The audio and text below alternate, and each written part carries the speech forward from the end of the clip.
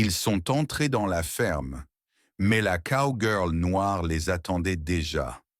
Le vent faisait claquer la vieille enseigne rouillée à l'entrée du ranch.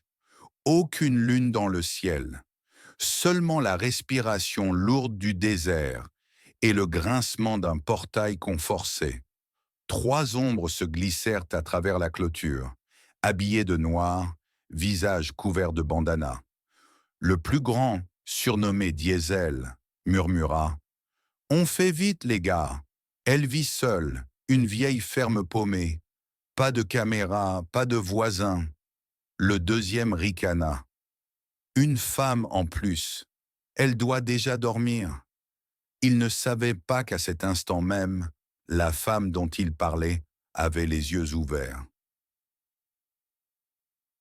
Au grenier de la maison, la lumière d'une lampe vacillait à peine. Amara Lewis, 40 ans, peau sombre, regard calme comme une mare avant la tempête, était assise, dos au mur.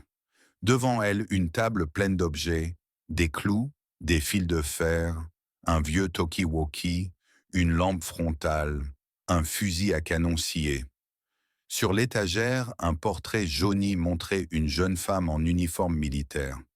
Sous la photo, une inscription: « Ne te fie jamais au silence ». Elle avait entendu le portail. Chaque son du ranch lui parlait comme un mot. Le métal, la terre, les pas. Trois intrus, pas un de plus. Amara posa la tasse de café qu'elle tenait et inspira profondément. « Ça recommence », murmura-t-elle. Dehors, les hommes avançaient entre les enclos. Leurs lampes torches balayaient les stalles vides, les outils suspendus. « On prend les outils de valeur et le générateur, » dit Diesel. « Après, on fouille la maison. » Mais plus ils approchaient, plus quelque chose semblait faux. Le calme était trop parfait.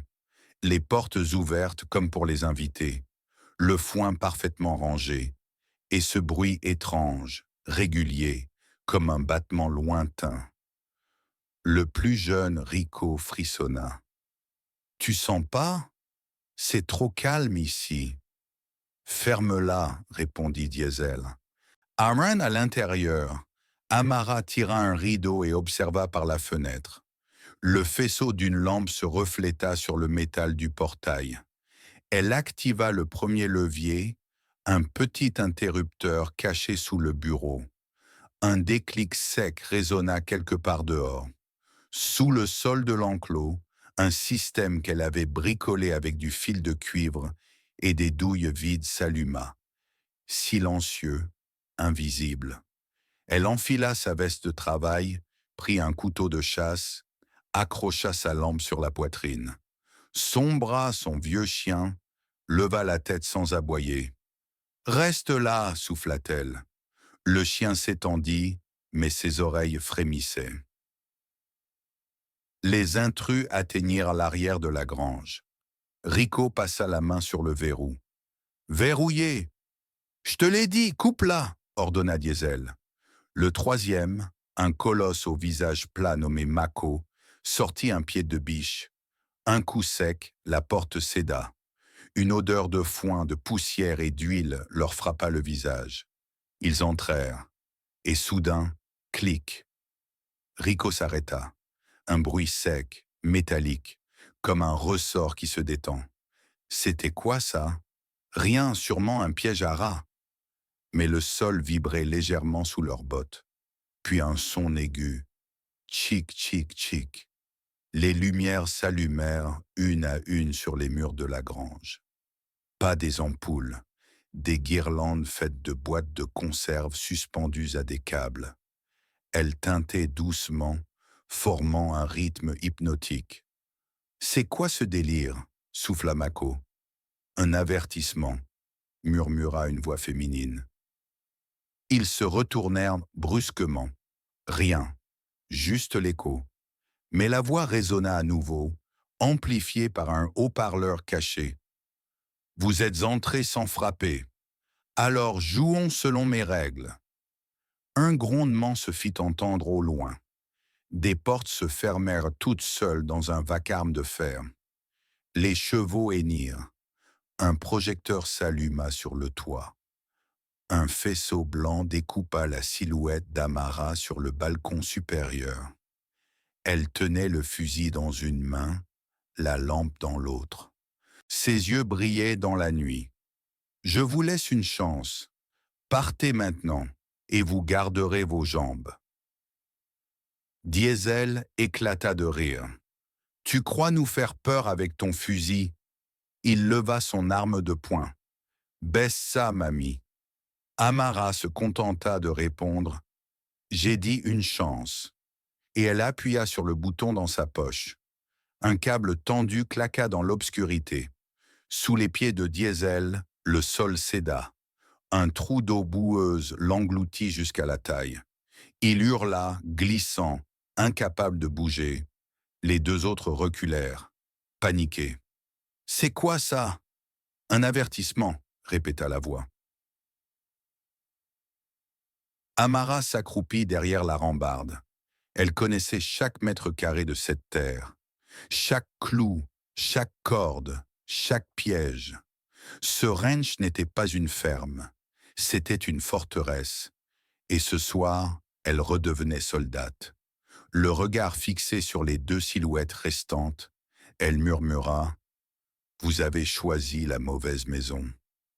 Le faisceau de sa lampe balaya la grange. Le reflet d'un autre piège brilla sous la poussière. Le jeu ne faisait que commencer. Le cri de Diesel vibra dans la charpente. Coincé jusqu'à la taille dans la fosse d'eau boueuse, il se débattait comme un animal pris au collet. « Aidez-moi, bordel! Tirez-moi de là !»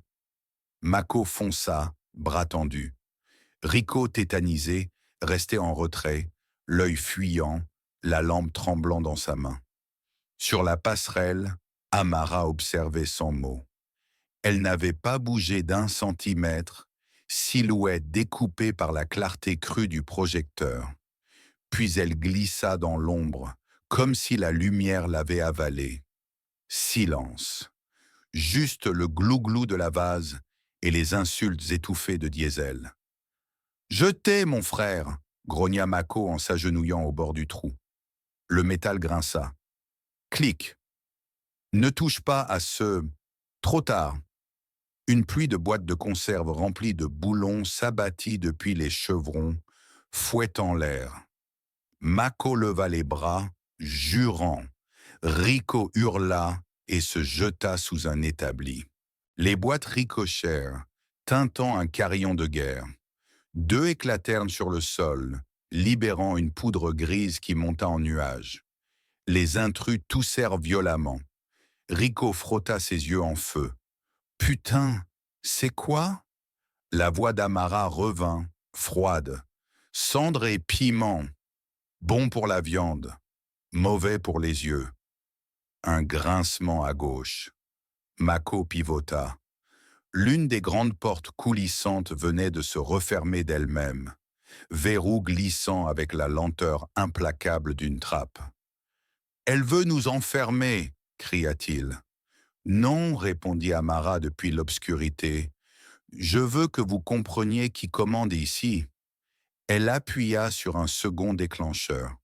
Au plafond, des miroirs collés sur d'anciennes raquettes renvoyèrent des éclats de lumière dans toutes les directions. Le faisceau du projecteur se fragmenta en dizaines de rayons fous qui balayaient la grange. Chaque mouvement des hommes créait des ombres qui semblaient se démultiplier. 3 silhouettes devinrent une horde. La panique monta comme une marée. Rico tenta de ramper vers Diesel. « Lâche pas! Je viens! Vite, idiot! Je m'enfonce !» Un sifflement bref fendit l'air. Rico tourna la tête. Un fil quasi invisible tendu entre 2 bottes de foin. Il eut juste le temps de voir la petite clochette qu'Amara avait fixée dessus. Ding! Le monde explosa. Pas une grenade. Un mélange sec, artisanal. Poudre de magnésium. Vieux flash photographique. Boîte de conserve. L'éclair blanchit l'espace, avalant les contours. Le bruit frappa comme une porte qu'on claque dans le crâne. Les oreilles de Rico bourdonnèrent. Il tomba sur le dos, aveuglé, le cœur affolé. Mako sonnait et plaqua sa main sur sa joue sanguinolente où un éclat avait mordu. Diesel dans le trou gémit d'un son guttural, la boue remontant jusqu'à sa poitrine. Et au milieu du chaos, la voix d'Amara, encore posée, presque douce. « Je t'avais prévenu, Diesel. Une chance. » Anna, elle descendit l'échelle intérieure en silence, pieds sûrs sur le bois qu'elle avait elle-même poncé. Chaque marche avait été posée après la mort de son père. Elle se souvenait du marteau, du rythme, du vide dans la maison, et de la photo au grenier qu'elle avait clouée au mur pour ne pas oublier d'où elle venait. Une odeur d'argile mouillée la ramena ailleurs, une nuit d'il y a des années, à des milliers de kilomètres. Un checkpoint au bout d'une route poussiéreuse, des silhouettes qui se déplacent sans bruit, un garçon qui court, trop vite, trop près. Ne te fie jamais au silence. Le souffle avant la détonation, la chaleur dans la paume, l'habitude de plier le monde autour du danger, au lieu d'attendre qu'il décide pour toi. C'était là qu'Amara avait appris à voir les lignes invisibles qui relient les choses. Un fil, un geste, une porte, un battement. Depuis, elle n'avait plus dormi sans plan. Le ranch n'était pas un refuge. C'était une carte, une mécanique, un théâtre où elle choisissait la musique. Elle inspira. Le présent revint comme un claquement de doigts. Au rez-de-chaussée, elle traversa le couloir étroit, toucha du bout des doigts la cloison où couraient ses fils de cuivre. Elle connaissait le chemin par cœur. 2 pas, pause, crochet, passerelle basse, vieille mangeoire à sa droite. Elle coupa le projecteur principal. La grange bascula dans une pénombre mouvante, seulement trouée par la lampe vacillante de Rico restée au sol. « Tu veux jouer à disparaître ?» cria Mako, la voix rauque. « Viens voir, fantôme !» Amara sourit sans joie. Elle lança un écrou à gauche. Mako tira sur le bruit, les balles perforant un sac de grains qui se vida dans un bruit de pluie. Le jet de maïs fit fuir une poule endormie qui se mit à glousser comme une sirène absurde. Rico, aveuglé, se mit à pleurer et à rire nerveusement en même temps. « On est maudits, elle nous hante. »« Ferme-la !» siffla Mako. « Sors-moi ce type de la boue. » Amara marcha le long du mur, fine, compacte, invisible. Elle se glissa derrière une cloison et accrocha un petit haut-parleur bricolé. Une seconde plus tard, sa voix sembla venir de partout à la fois. « 3 hommes, 3 choix. Diesel, tu te débats et tu t'enfonces. Rico, tu trembles et tu tires sur ton ombre. Mako, tu penses être le loup? Un conseil. Ici, les loups se perdent dans les pièges qu'ils méprisent. » Mako pesta, orientant son arme vers le son. « Descends !»« Non !» répondit Amara. « Monte !» Un portail secondaire s'ouvrit en grinçant derrière eux, libérant 2 vaches nerveuses qu'Amara avait isolées. Affolées par les lumières et les bruits, elles traversèrent la grange en grondant. Rico se jeta de côté, glissa sur les grains au sol et heurta un pilier. Sa lampe rebondit, tourna, projeta des arcs de lumière comme une roue de fortune. Mako leva les bras pour éviter une corne et perdit son pied d'appui. Sa botte prit dans une boucle de corde qu'Amara avait tendue entre 2 poutres. La corde roula, serra, et Mako se retrouva pendu par la cheville, tiré d'1 mètre au-dessus du sol, tête en bas, l'arme échappée, ses poches déversant un cliquetis de munitions. « Put, lâchez-moi !» gueula-t-il, le visage en pourpre. Diesel grogna depuis son gouffre. « Tu te fous de moi? Ferme-la, Diesel, je m'en sors. » Non, dit Amara, vous vous en sortez si vous m'écoutez. Elle apparut enfin, à 10 pas, silhouette nette entre deux piles de bottes, le fusil baissé, les yeux clairs comme des lames. Dépose l'arme, Rico. Je l'ai pas, balbutia-t-il. Mance encore, et c'est la cloche qui répond. Rico fixa sa main. Il tenait encore un vieux revolver à demi relevé, réflexe idiot d'un gamin qui voulait faire peur. Il ouvrit les doigts. L'arme tomba dans la paille avec un bruit mouillé. Son regard accrocha un détail qu'il n'avait pas vu. Au poignet d'Amara, un bracelet de cuir fendu, les initiales de son père gravées dessus. Une chose vivante, pas un décor. Quelque chose en lui se fissura. On voulait juste, bredouilla-t-il. Rien ici ne se prend juste. On gagne, on garde, on respecte. Sinon, la maison rend. Le plancher vibra. Amara, du bout de la botte, poussa un levier. Un panneau coulissant s'ouvrit derrière Diesel, libérant l'eau d'un réservoir qui lava la boue et le propulsa contre la pente. Il toussa, avala, se débattit, haletant, les mains enfin libres de prendre appui. Il s'écrasa sur le plancher trempé, couché comme un poisson hors de l'eau, trop essoufflé pour jurer. « Lève les mains », ordonna Amara sans hausser la voix. Les trois. Mako, ballottant au bout de sa corde, leva ses mains vides. Rico leva les siennes, doigts écartés. Diesel roula sur le dos, paumes ouvertes. « On n'est pas venu pour te tuer », dit Mako, cherchant une porte dans ses mots. « On nous a envoyés. » « Par qui ?» Silence. Un regard vers Diesel, un autre vers Rico, les dents serrées. « Je ne demande pas deux fois, dit Amara. La troisième, c'est la police. » Un grondement extérieur fit vibrer la tôle. Le chien sombra, aboya, grave, une seule fois. Dans la nuit, on percevait au loin un moteur qui coupait. Un véhicule immobile, phare éteint, au bout de la piste. Il n'était pas seul, et ceux qui attendaient en dehors n'avaient pas l'air pressés d'aider. Rico craqua. « C'est Lovan, madame, le type du dépôt à la sortie de la ville. Il a dit qu'ici, il y avait de quoi faire. Facile, pas d'alarme, qu'un vieux générateur. Et vous avez pris son mot pour loi, dit Amara. Il paie cash, ajouta Diesel, la voix rauque. Et il nous protège. Personne ne vous protégera, souffla Amara, sauf la vérité que vous aurez ce soir, où votre silence vous enterrera avec vos mensonges. Elle s'accroupit, posa le fusil contre sa cuisse, sortit un vieux Tokiwaki cabossé. D'un geste, elle tourna le bouton. Un souffle statique s'en échappa, puis une voix d'homme, basse, méfiante. Rapport. On bouge quand? Rico blêmit.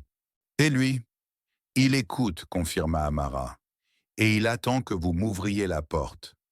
Elle approcha le toki de sa bouche et parla sans détour, chaque syllabe coupante. Ici, la femme que tu pensais voler, ils respirent encore. Ils respireront moins si tu franchis le portail. Silence. Puis un rire bref, sec, au bout de l'onde. T'as du cran, cowgirl, mais t'as pas les nombres. Les nombres mentent, les faits non. Amara appuya sur un dernier interrupteur. Les miroirs cessèrent de tourner. Au fond de la grange, un écran de fortune, un drap tiré sur deux piquets, s'illumina. Une vidéo tremblée apparut, la cour du dépôt de Lovan, filmée en douce.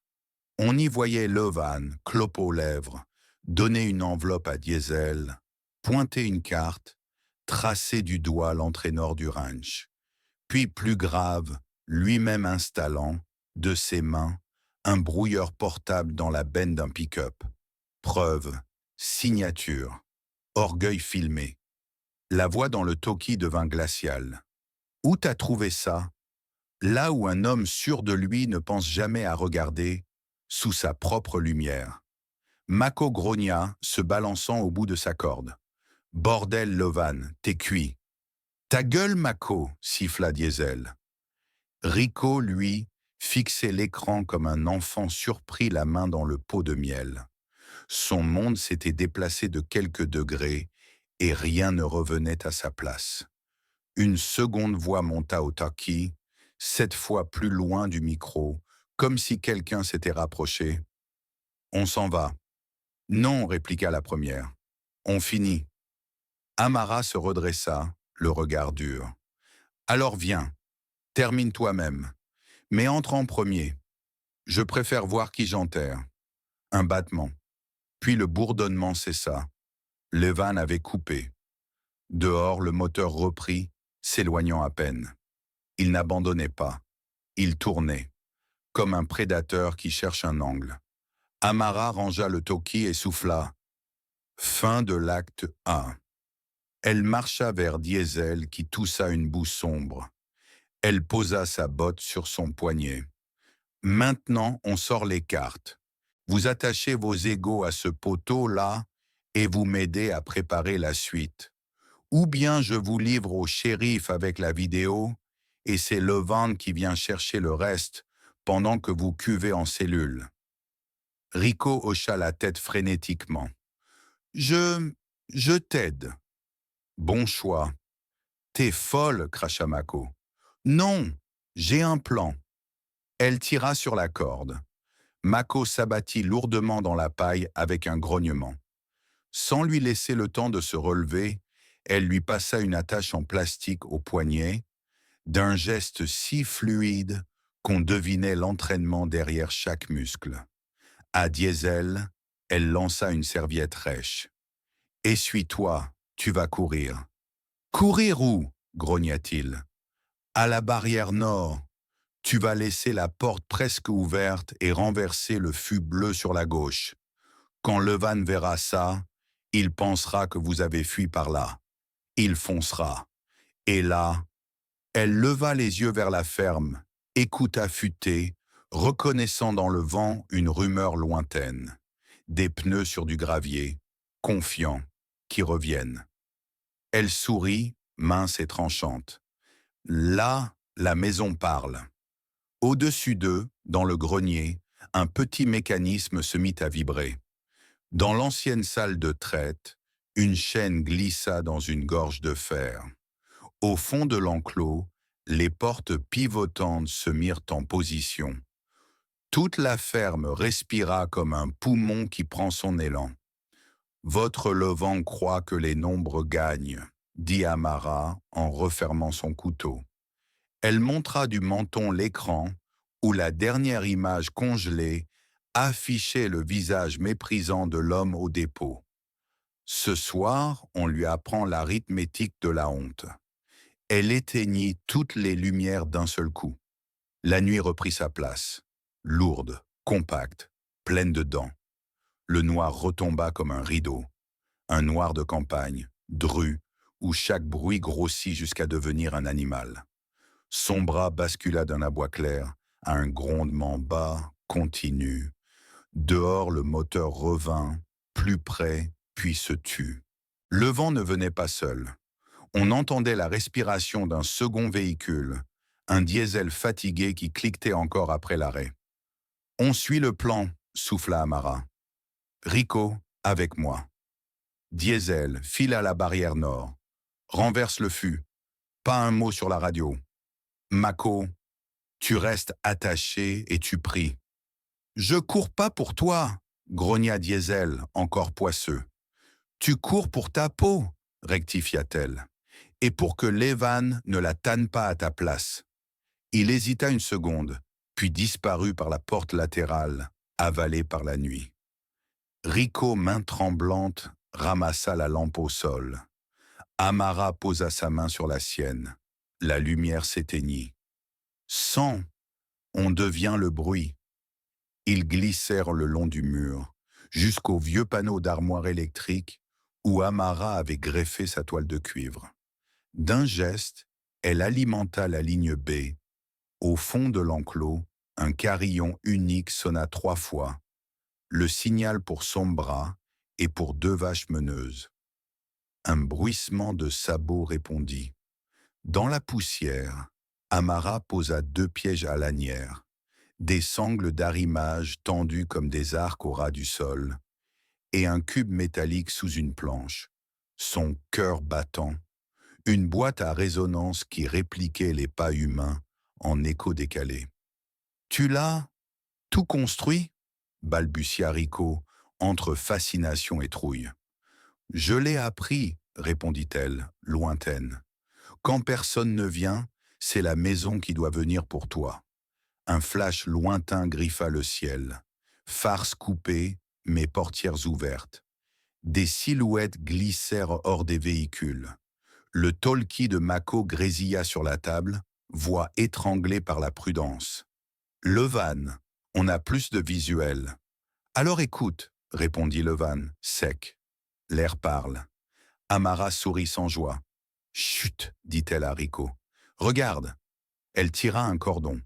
Au-dessus de la grande porte, le vieux panneau lettré s'illumina d'un néon qui vibra, puis s'éteignit. À 100 mètres, près du silo, un second néon s'alluma, bref comme une luciole géante. De loin, on croirait un signal mal fichu, un hasard. De près, c'était un fil d'Ariane qu'elle tissait pour les égarer. Les pas se rapprochèrent, lourds, réguliers. 2 hommes aux gilets sombres, un troisième qui traînait un sac. L'odeur de tabac froid précéda Levan de 2 secondes. Il marcha le premier, sûr, la tête légèrement tournée, comme s'il flairait l'air. « On entre par l'est, » chuchota-t-il. Elle coupera les angles. « Chef, la barrière nord est entr'ouverte, » souffla l'un derrière, et le fut renversé. « Bien, ils ont fui comme des chevreaux. Fermez-la derrière vous. » Amara pinça les lèvres. Diesel avait exécuté. Une bouffée de rage froide monta, pas contre lui, contre Levan, qui transformait chaque geste en engrenage. « Maintenant, » murmura-t-elle. Rico, corde. Ils se coulèrent vers l'échelle intérieure. En bas, Mako, ligoté, remuait comme un ver blessé. « Libère-moi, » chuchota-t-il à Amara. « Je cogne pour toi, et on n'en parle plus. Tu cognes pour toi depuis que tu sais marcher, Mako. Ce soir, tu vas apprendre autre chose. » Elle coinça sa boucle de corde à un python, vérifia la tension, donna le bout à Rico. « Quand je te dis « pluie », tu tires. Pas avant. Et si il n'y a pas de si, il y a pluie, puis tu tires. » Dehors, une charnière gronda. La petite porte de l'est s'ouvrait. Levan entra le premier, feutre de semelle avalant le craquement de la paille. Il fit 2 pas et s'immobilisa, nuque offerte à l'obscurité. « Ça sent le cœur chaud, » dit-il. « Elle est là. » Amara laissa sa respiration s'aplatir. Elle sentit ses propres battements devenir outils. À 3 mètres d'elle, Levan tourna la tête vers le bruit des vaches, puis vers la droite, où le cube à résonance envoyait des pas fantômes. « À droite !» lança-t-il. « Prends l'angle et couvre. » Le deuxième homme s'avança, et son pied coupa la sangle invisible. La lanière claqua.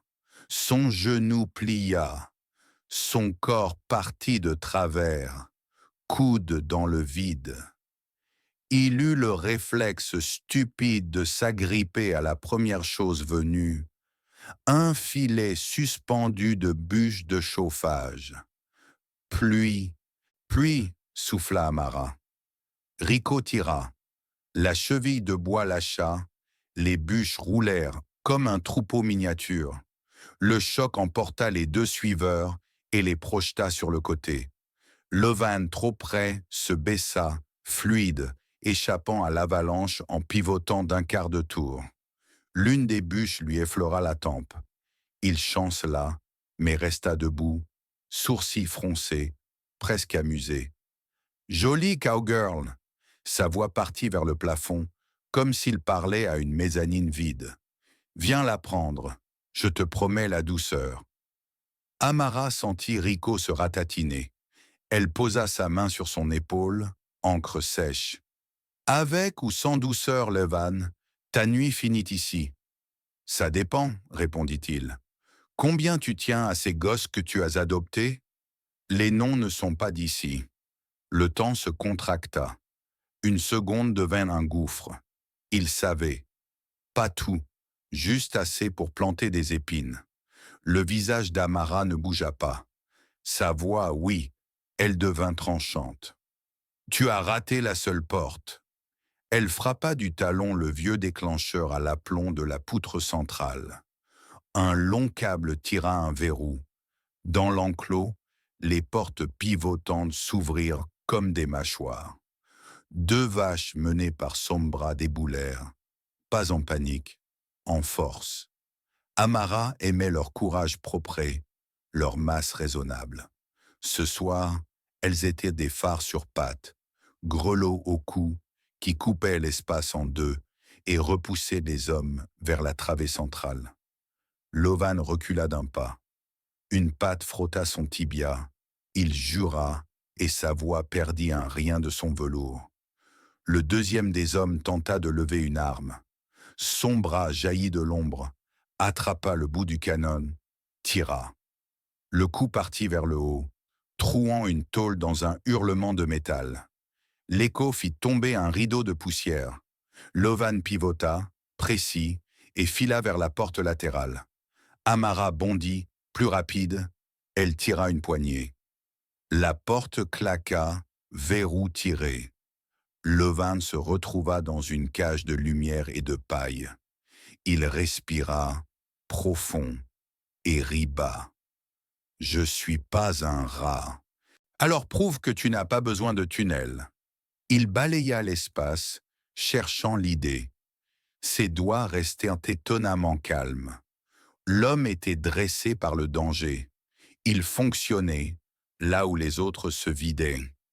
Amara sentit le frisson du bon adversaire, celui qui oblige la maison à parler plus fort. Elle alluma d'un claquement le vieux haut-parleur de foire, et sa voix, enregistrée 2 jours plus tôt, envahit la grange. Ici s'arrêtent les comptes. Celui qui passe aura la marque. Celui qui reste écoute. Levan tourna sur lui-même. Un point rouge grimpa le long de son torse. Le viseur d'une carabine à air modifié, que Rico, à genoux, tenait mal, mais tenait quand même. Le poing tremblota sur le cœur, puis l'épaule. « Tire pas », murmura Amara à Rico. « Vise, respire. Tu n'es pas là pour tuer, tu es là pour décider. » Levan fit un pas vers le garçon. « Tu vas rater. » Les mains tremblent toujours, la première fois. « Pas les miennes, » répliqua Amara. Elle sortit de l'ombre, enfin visible, fusil contre l'épaule, sûreté enlevée. Les 2 hommes au sol, coincés sous les bûches, ne bougeaient plus que des yeux. Son bras tenait l'arme à terre par la crosse, grognement profond comme une râpe. « On va conclure, » dit Amara. « 2 portes. La première, vous déposez tout, vous sortez, mains en l'air, vous marchez jusqu'au portail, lentement, devant la caméra. Le shérif regarde déjà. La deuxième, vous tentez, et la maison répond. » Le vent sourit, lumière carnassière, et jeta un coup d'œil à la caméra factice que Rico avait placée la veille sous le panneau laitri. Factice, oui, mais pas seul. 2 vraies petites caméras à plumes étaient piquées dans les bottes de foin, diode muette, œil attentif. « Tu bluffes, cowgirl? J'ai de la marge pour bluffer. Toi, non. » Un grognement monta de la cour. Diesel revenait au trot, haletant. Il apparut dans l'encadrement, yeux agrandis par l'urgence. « 2 autres, souffla-t-il. Côté nord. Ils coupent à travers le verger. » Levan ne scia pas. Il attendait ce genre d'annonce comme on attend la pluie en été. « Voilà mes nombres. Voilà ma maison, répondit Amara. Elle frappa un deuxième levier. Dehors des guirlandes de cloches, celles qu'elle avait installées le long du verger pour les coyotes, se mirent à chanter en chaîne, d'arbre en arbre, comme si la nuit elle-même secouait des poignées de métal. Les nouveaux venus, surpris, se plaquèrent derrière le vieux pick-up abandonné près du puits. Le puits, justement, dont la margelle portait un couvercle en chêne, monté sur ressort. Rico jeta un regard à Amara. Elle hocha à peine la tête. Maintenant.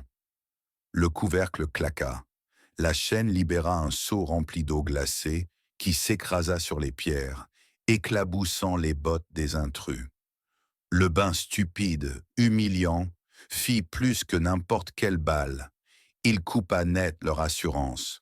On entendit un juron, un bordel si sincère que Sombra lui-même cessa de grogner une seconde, comme surpris d'un aveu. « Retour à la grange !» ordonna Levan. « Ton durci. On arrête les jeux. »« Non, dit Amara.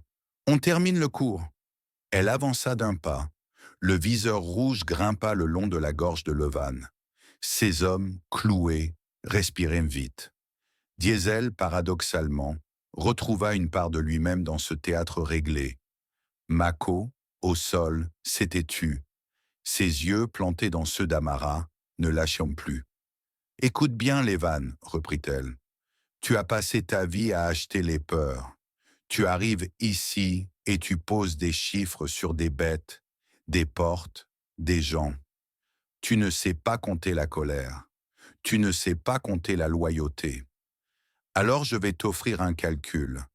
3 minutes pour déposer, 2 pour sortir, 1 pour vivre avec ce que tu es. » Levan avala, infime. On pouvait presque entendre sa gorge ranger son orgueil. Il baissa ses mains d'1 centimètre, pas en reddition, en pensée. Les secondes derrière lui remuèrent. Le choix s'épaissit dans l'air, lourd comme un orage qui hésite. Soudain dehors, un gyrophare coupa la nuit en bleu. Un crissement de gravier. Quelqu'un avait appelé, Thomas peut-être, ou le shérif qui passait ses nuits à tourner à bas régime. Levan jura dans sa barbe. Le temps venait de perdre ses angles. Il devenait court, très court. « Dépose, répéta Amara. Levan regarda sa main droite, longue, nerveuse. Elle monta lentement. Il posa son couteau au sol, du bout du pouce, dans un geste presque tendre. Puis il relâcha un second objet plat qui cliqueta, un brouilleur d'ondes de poche, jumeau de celui de la vidéo. « Bien, dit Amara. Maintenant, recule. » Il recula d'un pas. Elle fit un signe. Rico inspira enfin. Son bras lâcha la crosse et se recula, truffe vibrante. Les hommes au sol dégageaient leurs bras à petits mouvements honteux. Les cloches dans le verger s'apaisèrent. La maison soupira. Mais le bleu dehors se rapprochait. Trop vite. Le shérif n'était pas du genre à attendre le thé. Levan le savait. Ses yeux calculaient encore. « Dernière chance, dit Amara. Choisis. » Levan ferma les paupières une seconde, comme un nageur qui jauge une eau froide. Quand il les rouvrit, quelque chose avait bougé dans son regard. Pas la peur, pas la reddition, la stratégie. Il pivota de 2 degrés, juste assez pour que la porte nord, entrebâillée, entre dans son champ. « Je choisis de ne pas courir, dit-il. Je choisis d'entrer. » Il se laissa glisser à genoux. Amara abaissa son fusil de 2 doigts. Elle sentit comme un courant la maison qui relâche sa mâchoire. Et juste là, un craquement fin, lointain, au niveau du verger. Un pas qui n'était pas dans le plan. Elle tourna la tête. Dans l'ombre derrière les pommiers, quelque chose bougea. Autre que les hommes de Levan, autre que le shérif. Une silhouette mince, trop légère pour un des siens, trop tardive pour un voisin. Une pièce de plus, une voix d'enfant. « Amara ! La nuit se resserra comme un poing. La voix traversa la nuit comme une lame fine. Pas un cri, non, un murmure, fragile, égaré. Mais pour Amara, il eut l'effet d'une balle tirée à bout portant. Helena. Le souffle d'Amara se coupa net. Le temps, un instant, s'effaça. Elle n'entendait plus les cloches, ni les hommes, ni le shérif qui hurlait quelque chose au loin. Seulement cette voix, celle de sa fille, celle qu'elle croyait en sécurité à des kilomètres d'ici. Rico, debout derrière elle, sentit la tension changer d'odeur. « C'est qui ?»« Tais-toi, répondit-elle. Maintenant. » Elle se glissa dehors, fusil en main, chaque pas avalant la distance qui la séparait des pommiers. La lune avait percé les nuages. Sur les troncs, la lumière dessinait des barres d'argent et d'ombre. Et là, au milieu, une petite silhouette. Une robe claire, trempée de rosée, des cheveux emmêlés, un visage qu'Amara aurait reconnu même dans la mort. Helena, vivante, mais pas seule. Derrière elle, un homme tenait sa main. Un visage inconnu, jeune, nerveux, celui d'un des nouveaux venus passés par le verger. Il ne brandissait pas d'arme, mais son autre main serrait un téléphone. Un téléphone relié, Amara le comprit, au réseau que Levan avait ouvert plus tôt. Un piège dans le piège. « Ne bouge pas !» cria Amara, sa voix tremblante d'une rage contenue. « Doucement, cowgirl !» répondit l'homme. « Elle n'a rien. Encore. Lâche-la. Maintenant. Je veux juste parler à ton chef. Mon chef est mort depuis longtemps. » « Alors tu ne vaux rien pour eux, soupira-t-il. Dommage. Il tira légèrement sur le bras de la fillette. Helena ne cria pas. Ses yeux larges et noirs fixés en sa mère. Dans ce regard, il n'y avait ni peur ni surprise. Juste cette confiance absolue que seuls les enfants ont envers leurs parents. Amara sentit une larme brûler sa joue avant même de comprendre qu'elle pleurait. Levan, encore à genoux près de la grange, entendit la voix d'Amara. Il comprit. Son sourire s'effaça, remplacé par quelque chose de plus dangereux. La satisfaction froide d'un plan qui, malgré tout, fonctionne. Il cria vers l'obscurité. « Si tu tires, il tombe avec elle. »« Ta gueule !» rugit Amara sans même se retourner. « Tu crois encore avoir le contrôle ?»« J'ai la maison, Levan, et la maison t'écoute. » Elle jeta un regard à Rico. « Prends la corde, tout ce que t'as. On passe par le côté nord. »« Mais ta fille !»« Fais ce que je dis. » Le visage d'Amara se transforma. Fini la peur, fini l'émotion. Seule resta la concentration, glaciale, presque surhumaine. Le même regard qu'elle avait autrefois dans le désert, avant de tirer la première balle de sa carrière. Le même calme avant la tempête. Elle avança très lentement, ses bottes écrasant la poussière. Le fusil pointé, pas sur l'homme, mais sur le sol. Son ton se fit presque doux. « Tu t'appelles comment ?»« Manuel. »« Tu sais que tu n'es pas obligé de mourir ce soir, Manuel. Et toi, tu sais que tu ne peux pas sauver tout le monde. » Elle fit un pas de plus. Le canon monta légèrement. L'homme ricana nerveusement. « Je connais ce regard. C'est celui d'une tueuse. »« Non, c'est celui d'une mère. » Le mot eut un effet immédiat. L'homme eut un sursaut, un frisson de doute. Helena profita de ce moment.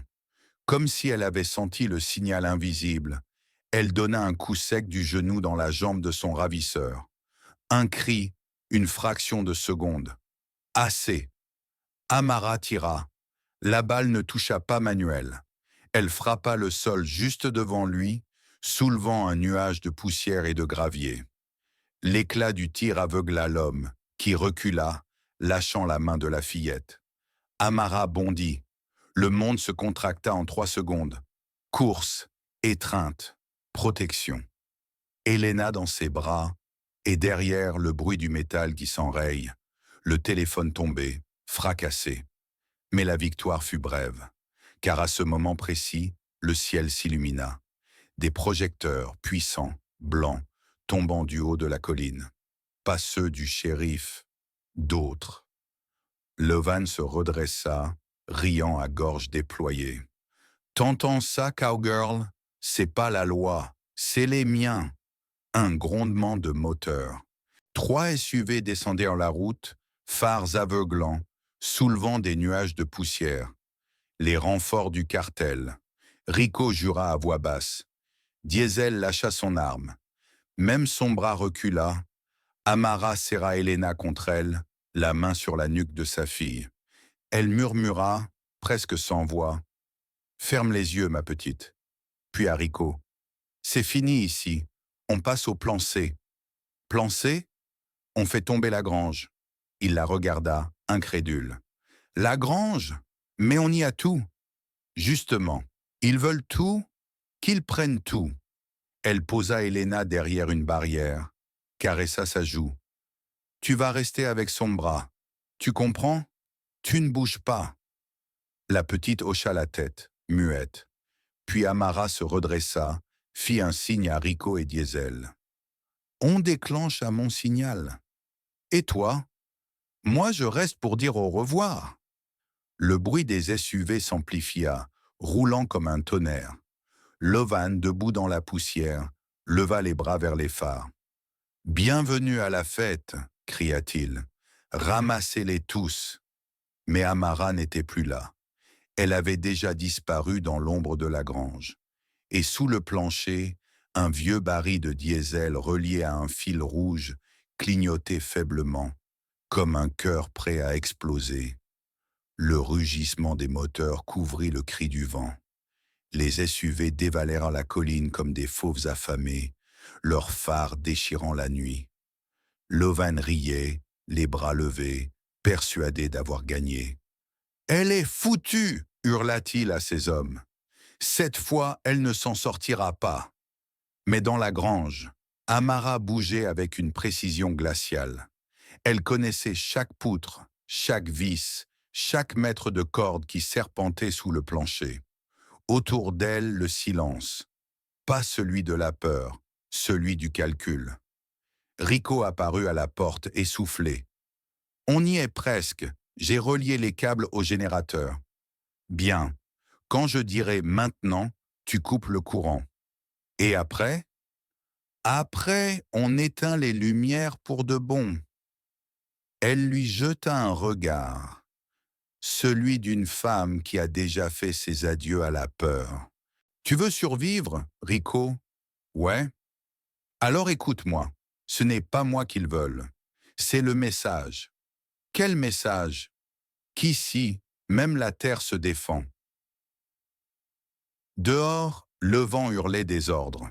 Les SUV s'arrêtèrent en arc de cercle devant la grange. Des hommes en sortirent, armés, casques, fusils automatiques. Le bruit métallique de leurs pas sur la terre résonna comme un compte à rebours. « Allumez les projecteurs !» cria Lovan. « On va la sortir de là comme un rat. » Les faisceaux blancs balayèrent la ferme. L'un d'eux se posa sur la façade de la grange. Et là, dans la poussière suspendue, ils virent une inscription peinte à la bombe, grossière mais nette. « La peur change toujours de camp. » Un murmure parcourut les rangs. Lovan plissa les yeux. « C'est quoi ce cirque ?» À l'intérieur, Amara enclencha la séquence. Elle avait bricolé ce système pour effrayer les coyotes. Des capteurs de mouvement reliés à des feux de détresse, des détonateurs de chantier et un réseau de bidons de carburant qui couraient sous le plancher. Improvisé, mais efficace. Elle plaça sa main sur la clé principale et ferma les yeux une seconde. Les visages de John, de Sombra, d'Elena traversèrent son esprit comme des éclairs. Pour eux, murmura-t-elle. Puis à travers la radio, Rico? Ouais, maintenant. Le courant fut coupé. La lumière des projecteurs extérieurs s'éteignit brusquement. Pendant un instant, le ranch entier plongea dans une obscurité absolue. Puis un souffle. Une lueur orange, d'abord minuscule, puis dévorante. Le sol trembla. Un souffle de feu jaillit de la grange, avalant l'air, la poussière, les cris. Une boule de chaleur monta vers le ciel, illuminant le désert tout entier. Les SUV reculèrent sous la pression du choc. Les chevaux s'emballèrent, les oiseaux s'envolèrent des arbres. Un instant, la nuit devint jour. Lovan fut projeté à terre. Son rire s'étouffa dans la fumée. Qu'est-ce que... Il leva les yeux. La grange s'effondrait sur elle-même, engloutie dans une mer de flammes. « Tirez! Tirez !» hurla-t-il, sans savoir sur quoi. Mais il n'y avait plus personne dans la grange. Amara et Rico couraient déjà dans le noir, accroupis, glissant derrière les enclos. Le feu les poursuivait, rugissant comme une bête vivante. Le ciel rougeoyait, les ombres dansaient sur la terre craquelée. Rico haletait. C'était pas censé exploser comme ça. Rien ne se passe jamais comme prévu. Elle s'arrêta net, tourna vers lui un regard dur. Maintenant, tu vas choisir. Choisir? Tu veux continuer à fuir? Ou tu veux finir ce qu'on a commencé? Rico la fixa, perdu entre admiration et peur. C'est quoi ton plan? Leur enlever ce qu'ils comprennent le mieux, le contrôle. Le feu gagnait la maison. Les flammes léchèrent les poutres, faisaient éclater les vitres. Levan, fou de rage, ramassa un fusil et tira dans le vide. Ces hommes hésitaient. Certains reculaient, d'autres fixaient la silhouette noire qui avançait dans la lueur. Amara, ses cheveux balayés par le vent, ses vêtements déchirés, le fusil dans une main, la lampe dans l'autre. Elle marchait à travers la fumée, droite, presque irréelle. Les hommes du cartel reculèrent d'un pas, pris entre le feu et cette femme qu'ils n'arrivaient plus à craindre comme avant. Elle semblait invincible, une ombre du désert. Lovan serra les dents. « Tirez !» Mais aucun d'eux n'obéit. Ils avaient compris. Elle n'était plus une proie. Elle était la terre, le feu, la vengeance incarnée. Soudain, un bruit métallique derrière eux. Les SUV clignotèrent, un à un. Les klaxons se déclenchèrent sans raison. Les moteurs s'allumèrent. « C'est quoi ça encore ?» hurla un homme. Rico, planqué derrière la citerne, sourit. « Je crois que t'as laissé les clés, Levan. » Un SUV démarra tout seul, fonçant dans le tas. Un autre explosa en percutant la clôture métallique. C'était la deuxième partie du plan.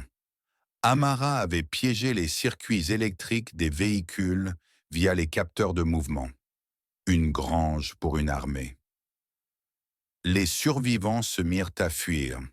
Lovan recula, titubant, son fusil tremblant dans les mains. La chaleur, le chaos, la peur. Et au milieu de tout ça, Amara qui avançait toujours. « Je t'avais prévenu, Lovan. T'es une malade. »« Non, je suis chez moi. » Levan tira. Une seule balle. Elle siffla, effleura son bras, puis disparut dans la nuit. Amara leva le fusil. Mais au lieu de tirer, elle siffla. Un son bref, sec. De derrière la grange en feu, une forme surgit. Son bras. Le chien noir, couvert de cendres, bondit sur le vent. Un cri, un coup, puis plus rien. Le silence revint. Juste le crépitement du feu et le sifflement du vent. Amara s'agenouilla, posa la main sur le sol brûlant. La terre tremblait encore sous la chaleur. « C'est fini », murmura-t-elle. Rico s'approcha, encore secoué. « Tu l'as tué ?» Non, pas encore. Elle leva les yeux vers le feu, où les ombres dansaient, et quelque part, derrière cette lumière infernale, un bruit d'hélicoptère se fit entendre.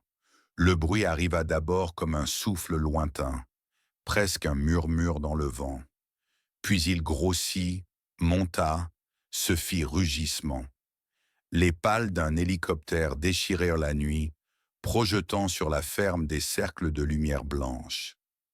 Amara leva les yeux. Ce n'était pas la cavalerie, c'était la fin. L'hélicoptère tournait lentement au-dessus du ranch en feu, éclairant les SUV détruits, les corps dispersés, les flammes qui avalaient le ciel.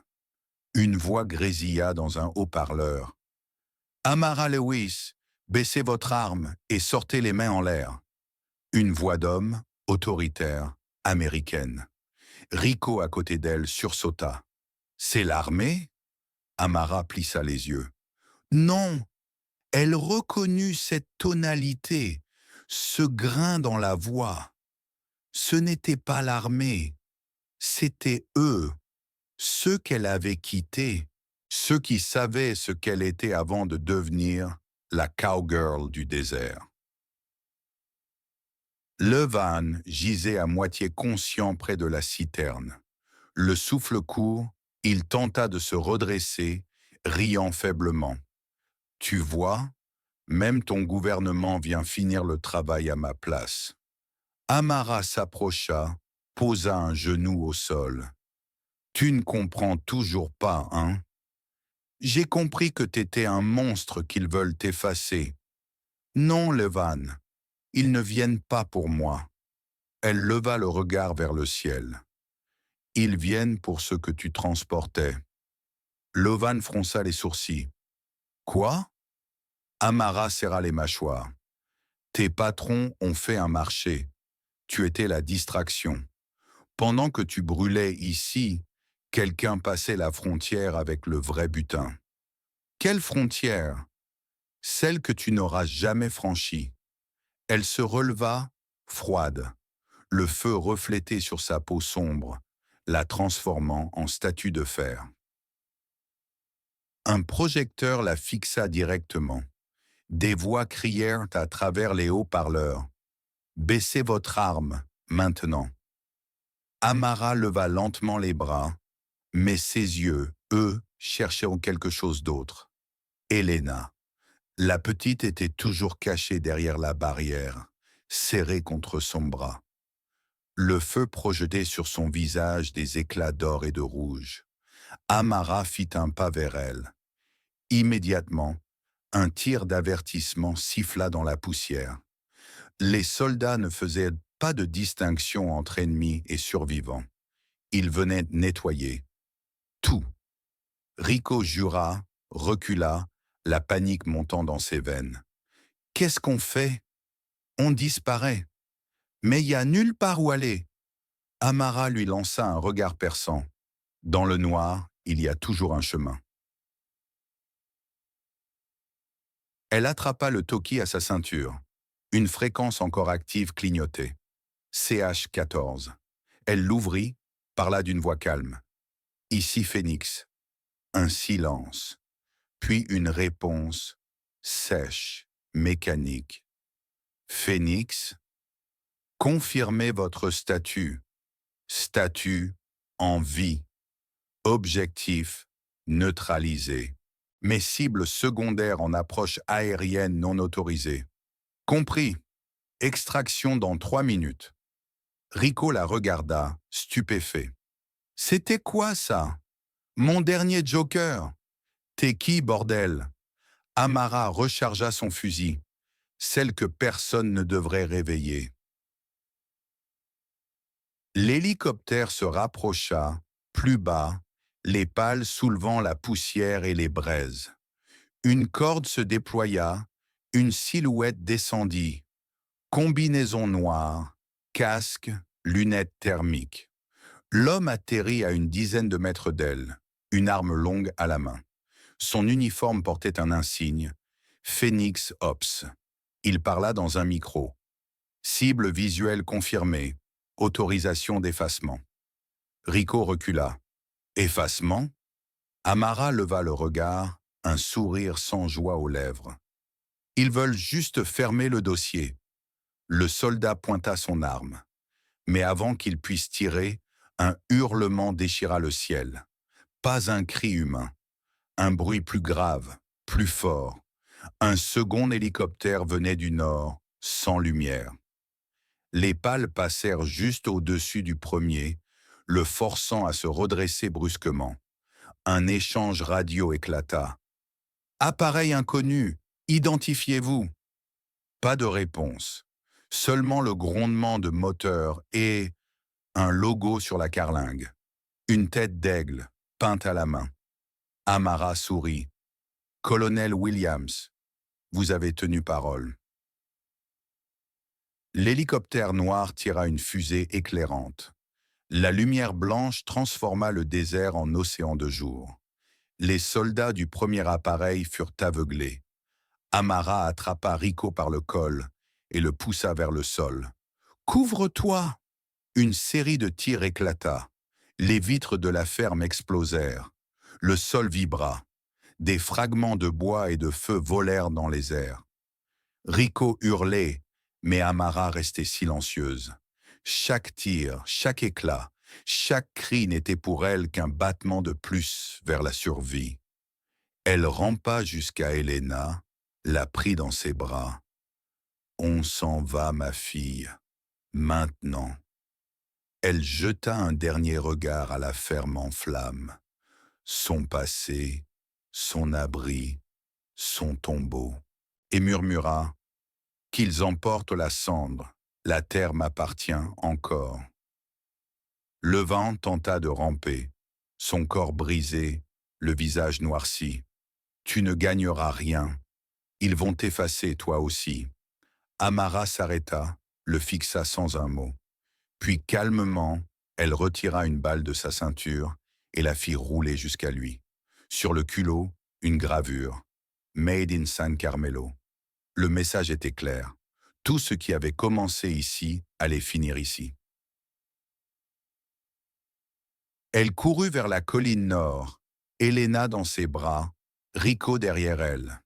Le souffle des hélicoptères faisait vibrer la terre. Des voix criaient encore, des tirs résonnaient au loin. Mais dans ce vacarme, Amara n'entendait qu'une chose, le cœur de sa fille contre le sien. « Maman, on va mourir. » Amara serra plus fort. « Pas ce soir, mon ange, pas tant que je respire. » Au-dessus d'elle, l'hélicoptère noir abaissa une corde. Amara leva les yeux, la main du colonel Williams tendue vers elle, silhouette massive dans la lumière. Elle inspira, rassembla toutes ses forces et cria « Phénix, extraction complète !» La corde se tendit. Le monde disparut dans un ouragan de poussière et de feu. Le désert s'effaçait peu à peu sous la brume rouge du lever du jour. L'hélicoptère noir fendait le ciel comme une flèche, emportant avec lui les survivants de l'enfer. En bas, le ranch brûlait encore, crachant des colonnes de fumée noire qui s'étiraient jusqu'à l'horizon. Amara serrait Helena contre elle, une couverture sur les épaules. Rico, adossé à la paroi métallique, les yeux dans le vide, tremblait encore. Le silence du cockpit était seulement interrompu par le sifflement régulier du vent. Le colonel Williams se retourna, casque retiré, son visage creusé par les années et les remords. « Tu fais toujours autant de dégâts, Phénix, » dit-il d'une voix grave. Amara leva un regard froid, mais un léger sourire effleura ses lèvres. « Ce n'est pas moi qui ai allumé le feu. » « Non, mais c'est toi qui l'as laissé brûler. » Il s'assit en face d'elle, posant une main sur la console. « Tu savais qu'il viendrait? »« Oui. Et tu les as attendus quand même. »« Pourquoi ?» Amara regarda Helena, endormie dans ses bras. « Parce que je ne fuis plus. » William hocha la tête. Je t'avais dit que ton passé finirait par te rattraper. Il m'a trouvé, et je l'ai regardé droit dans les yeux. Rico, encore sonné, leva la tête. Vous pouvez m'expliquer ce qui vient de se passer. C'était quoi tout ça? William se tourna vers lui. Ce n'est pas à toi que je dois des explications, gamin. Amara soupira. Laisse, colonel. Il a risqué sa peau pour moi. Elle se redressa. Il cherchait une liste, Rico. Un fichier contenant les noms d'agents infiltrés dans plusieurs cartels. Et elle était où cette liste? Amara leva son poignet, montra sa montre en acier rayé. Gravé là-dedans, John me l'avait confié avant de mourir. John? Mon mentor, celui qui m'a appris à survivre. Et maintenant? Maintenant, je décide ce qu'elle vaut. Williams fronça les sourcils. Tu sais très bien qu'on ne peut pas la garder. On? Fit Amara avec un sourire ironique. C'est moi qui ai enterré mes amis pour ce secret, pas toi. Ce secret pourrait sauver des centaines de vies, ou en détruire encore plus. Un long silence s'installa. Dehors, le soleil commençait à percer les nuages, teignant le ciel d'un orange brûlant. Rico observa la scène, fasciné. Amara paraissait fatiguée, mais droite. Pas une victime, pas une survivante, une force tranquille. Williams finit par dire « Tu veux aller où ?»« Là où ils ne regarderont pas. C'est-à-dire, là où le désert devient montagne, là où le silence ne fait plus peur. » Il comprit. Protection totale. Nouveau nom. Nouvelle vie. Je vais le faire. Mais tu sais ce que ça veut dire. Oui, tu ne pourras plus jamais revenir. Je n'ai plus rien à revenir chercher. L'hélicoptère entama sa descente vers une base isolée, perdue entre les roches du nord. En contrebas, des hommes en combinaison couraient déjà, guidant l'appareil avec des lampes rouges. Le bruit des pales ralentit. Le sol se rapprocha. Quand enfin la porte s'ouvrit, l'air froid du matin entra, coupant le souffle d'Amara. Elle posa un pied au sol, Helena toujours endormie contre son épaule. Williams la suivit, posant une main sur son épaule. « Tu resteras un fantôme, Phénix, mais cette fois, choisis ton ombre. » Elle hocha la tête sans répondre, puis elle regarda Rico qui descendait à son tour. « Qu'est-ce que tu vas faire ?» demanda-t-il. « Je vais apprendre à ma fille à tirer droit et à ne jamais s'excuser d'avoir survécu. » Quelques heures plus tard, la base s'était rendormie. Amara, assise près d'une fenêtre, observait les montagnes qui s'étendaient à perte de vue. Helena dessinait à côté d'elle, concentrée. Sur la table, la vieille montre de John brillait doucement. Williams entra, silencieux. « J'ai besoin de savoir, » dit-il doucement. « Quoi? Tu l'as vraiment encore, la clé ?» Amara tourna lentement la tête, un sourire presque imperceptible aux lèvres. « Peut-être, ou peut-être que je l'ai détruite. Tu ne changeras jamais. » « J'espère bien. » Il s'apprêta à partir. « Williams? »« Oui. Merci d'être venu. Je n'ai pas fait ça pour toi. »« Je sais. Tu l'as fait parce que tu savais que si tu ne venais pas, le désert parlerait de toi. » Il eut un petit rire, puis disparut dans le couloir. Amara se leva, prit la montre, la serra dans sa main. Elle la posa sur la table et murmura « John, c'est fini. » Mais une voix intérieure répondit « Non, Amara, ce n'est jamais fini pour ceux qui savent trop. » Elle sourit doucement, passa la main dans les cheveux d'Helena et regarda par la fenêtre. Le soleil montait lentement, transformant la neige en or. Un bruit discret derrière elle, Rico se tenait dans l'embrasure, une tasse de café à la main.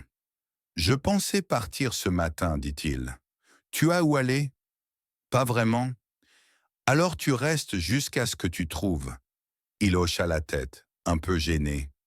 T'es une dure, Amara. Non, juste vivante.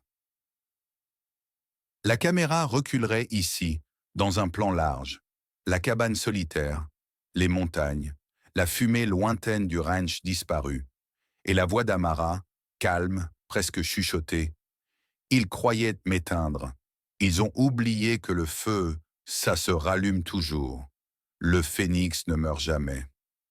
6 mois avaient passé. La neige avait fondu et la vallée s'était transformée en un tapis vert, vibrant de vie. Au bord d'un petit lac, non loin d'Edmonton, se trouvait une maison en bois clair, simple, presque anonyme. Une femme y vivait seule. Elle s'appelait maintenant Maya Laurent. Du moins, c'est le nom qu'indiquaient les factures et le bail. Mais à chaque fois qu'elle se regardait dans le miroir, ce n'était pas Maya qu'elle voyait. C'était Amara, la cowgirl du feu. Celle qui avait fait taire les armes avec son propre courage. Elle menait une vie tranquille, levée à 6 heures, promenade avec le chien du voisin, café noir, silence. Pas de journaux, pas de réseau. La solitude comme remède, et parfois comme punition. Un soir, alors que le soleil déclinait, elle sortit pour relever le courrier. Une simple enveloppe blanche l'attendait dans la boîte. Pas de timbre, pas d'adresse, pas de nom. Seulement son prénom d'emprunt, Maya, écrit d'une écriture lente, presque hésitante. Elle fronça les sourcils. Personne ici ne connaissait ce nom autrement que sur les papiers officiels. Elle déchira l'enveloppe. À l'intérieur, il n'y avait qu'une photo. Usée, jaunie, cornée sur les bords. On y voyait un groupe de 4 personnes, debout devant un hangar. Et parmi elles, elle, plus jeune, plus fière, avec un sourire qu'elle ne reconnaissait presque plus. Et à sa gauche, John, celui qu'elle avait perdu dans les flammes. Sous la photo, quelques mots, écrits au stylo noir. « Tu crois que le feu dort ?» Son cœur fit un bond. Elle sentit un frisson courir le long de sa colonne. Les lettres semblaient danser sous la lumière du soir, comme si elle respirait encore la chaleur du brasier. Elle chercha instinctivement autour d'elle. La route, le lac, la colline. Rien. Le monde était calme, trop calme. Mais quelque part, elle le savait. Quelqu'un l'avait trouvé. Amara rentra dans la maison, referma la porte à double tour et posa la photo sur la table. Elle alla jusqu'au placard, souleva le plancher. Sous une planche usée dormait une boîte métallique. Elle l'ouvrit. À l'intérieur, un vieux revolver, soigneusement nettoyé, et une montre cassée, celle de John. L'aiguille des minutes s'était arrêtée sur 11:07, l'heure exacte où tout avait brûlé. Elle effleura le métal froid du barillet. Un souffle passa à travers les arbres dehors, faisant grincer la vieille maison. Le chien du voisin aboya au loin. « Alors tu n'as jamais vraiment disparu, John ?» murmura-t-elle. La flamme, qu'elle avait crue éteinte, se ralluma quelque part au fond d'elle. Pas une flamme de vengeance, pas encore, mais une promesse. Elle rangea le revolver dans son sac, éteignit les lumières et s'assit sur le lit, la photo à la main, la montre dans l'autre. Puis, dans le silence de la nuit, un téléphone vibra. Numéro inconnu, un seul message. Le ranch n'a jamais cessé de brûler. L'écran devint noir. Amara leva les yeux vers la fenêtre. Au loin, sur la colline, une lumière clignotait. Pas une étoile, pas un feu de camp, un signal. Et pour la première fois depuis des mois, elle sourit. Un sourire lent, dangereux, lucide, le genre de sourire qu'on a juste avant de reprendre le combat. Elle souffla la bougie sur la table, et dans le noir, on entendit seulement sa voix, basse, déterminée. Le feu ne dort jamais.